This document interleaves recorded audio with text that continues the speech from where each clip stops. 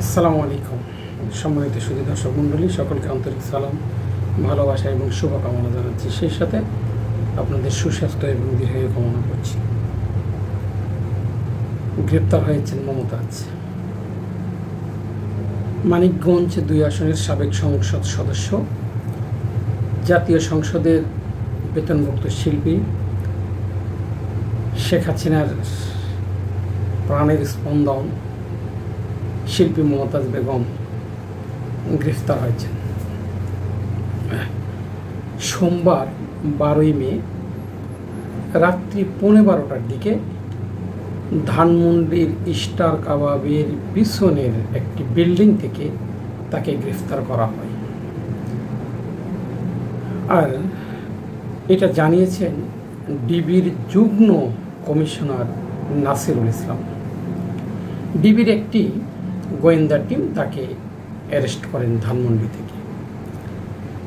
গোয়েন্দা তথ্যের ভিত্তিতে অভিযান চালিয়ে মমতাজ বেগমকে গ্রেপ্তার করেন। তার বিরুদ্ধে আইন শৃঙ্খলা বিরোধী কর্মকাণ্ডে সম্পৃক্ত থাকার অভিযোগ রয়েছে। তদন্তের স্বার্থে এর বেশি কিছু এখনই ডিবি বলতে চাচ্ছে না। তার বিরুদ্ধে একাধিক হত্যা মামলাও আছে। আওয়ামী লীগকে নিষিদ্ধ করার সাথে সাথে শিল্পী মমতাজ বেগম গ্রেপ্তার হলেন। এছাড়াও রাজধানীতে আরও ৪ জন গ্রেপ্তার হয়েছেন। ৪ জন হচ্ছেন আওয়ামী লীগের সহযোগী সংগঠনের যে ৪ নেতা গ্রেপ্তার হয়েছেন তারা হলেন ৩২ নম্বর ওয়ার্ড আওয়ামী লীগের সদস্য ও ওয়ার্ড যুবলীগের সাবেক সভাপতি মোহাম্মদ আরমান, ঢাকা দক্ষিণ সিটি কর্পোরেশনের ৬৭, ৬৮ এবং ৬৯ নম্বর ওয়ার্ডের সংরক্ষিত সাবেক নারী কাউন্সিলর মাহফুজা আক্তার হিমেল, গুলিস্তান ইউনিট যুবলীগের সাংগঠনিক সম্পাদক মোহাম্মদ মোজাম্মেল হক এবং ঢাকা মেডিকেল কলেজ ইউনিট স্বেচ্ছাসেবক লীগের মোহাম্মদ সুমন। ডিএমপির মিডিয়া শাখা থেকে পাঠানো সংবাদ বিজ্ঞপ্তিতে এসব তথ্য জানানো হয়। ডিবির সাইবার ইউনিটের একটি দল রবিবার বিকেলে চকবাজার থানার চম্পাতলী এলাকা থেকে মোহাম্মদ আরমানকে গ্রেপ্তার করে। একই দিন সন্ধ্যায় ডিবি উত্তরা বিভাগের একটি দল মোহাম্মদপুরের সানরাইজ প্লাজা এলাকায় অভিযান চালিয়ে মাহফুজা আক্তার হিমেলকে গ্রেপ্তার করে। পরের রাত 8:30টার দিকে ফকিরাপুল এলাকায় অভিযান চালিয়ে মোহাম্মদ মোজাম্মেল ও মোহাম্মদ সুমনকে গ্রেপ্তার করে ডিবি লালবাগ বিভাগের লালবাগ জোনাল টিম। ডিবি সূত্র জানায় গ্রেপ্তারের বিরুদ্ধে বিভিন্ন থানায় একাধিক মামলা রয়েছে তাদের বিরুদ্ধে। তো তারা সংঘবদ্ধভাবে রাজধানীর বিভিন্ন এলাকায় আইন শৃঙ্খলা পরিস্থিতির বিঘ্ন ঘটানো, ঝটিকা মিছিলের মাধ্যমে জনমনে আতঙ্ক ছড়ানোর চেষ্টা করা হয়। এখানে যে কথাটি বলা হলো যে আওয়ামী লীগ নিষিদ্ধ হওয়াতে এখন তারা সামনে এগোতে পারবে না। কারণ আগে শুধু যাদের বিরুদ্ধে সুনির্দিষ্ট অভিযোগ ছিল শুধু তারা আতঙ্কে ছিল বা তারা গা ঢাকা দিয়েছিল এবং তাদেরকে একটি গ্রেপ্তারের প্রক্রিয়া আইন শৃঙ্খলা বাহিনী চালাতো।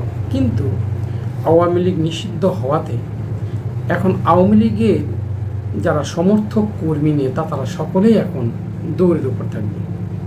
নিষিদ্ধ হলো এই গুণ।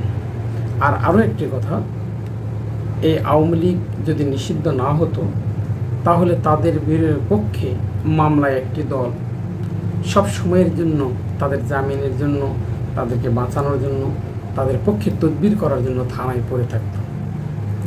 এটা সম্ভব নয়, কারণ এখন আইন শৃঙ্খলা বাহিনী তাদের কথা শুনবে না। এই কারণে তারা একটু মর্মাহত। তারা চাইছিলেন না যে আওয়ামী লীগ নিষিদ্ধ হোক, কিন্তু দেশের জনগণ জানে আওয়ামী লীগ একটি ক্ষতিকারক দল। তাদেরকে যদি নিষিদ্ধ করা না হয় তাহলে তারা বিগত সময়ের চাইতেও আরও দ্বিগুণ জ্বলে ওঠার সম্ভাবনা আছে। তাই আওয়ামী লীগকে নিষিদ্ধ করার কারণে তাদের পতন ত্বরান্বিত হলো এবং তাদের বিচারের পথ অনেকটা সহজ হলো। কারণ তারা এখন বিচার বানচাল করার জন্য সরাসরি রাজপথে নামলে শাস্তির মুখোমুখি হবে, আইন শৃঙ্খলা বাহিনীর মুখোমুখি হবে এবং তারা সর্ব অবস্থায় বাধার সম্মুখীন হবে। তাই আওয়ামী লীগের নিষিদ্ধের মাধ্যমে বাংলাদেশে তাদের কবর রচনা হলো। সম্মানিত সুধী দর্শক মণ্ডলী, আমরা দেখতে চাই সরকার তাদের বিরুদ্ধে কী ধরনের ব্যবস্থা আগামীতে গ্রহণ করে। তার উপর নির্ভর করে বাংলাদেশের 24-এর গণ অভ্যুত্থানের অংশীদার রাজনৈতিক দলগুলো পরবর্তী সিদ্ধান্ত নেবে। সকলেই ভালো থাকুন, সুস্থ থাকুন। আসসালামু আলাইকুম ওয়া রাহমাতুল্লাহি ওয়া বারাকাতুহু।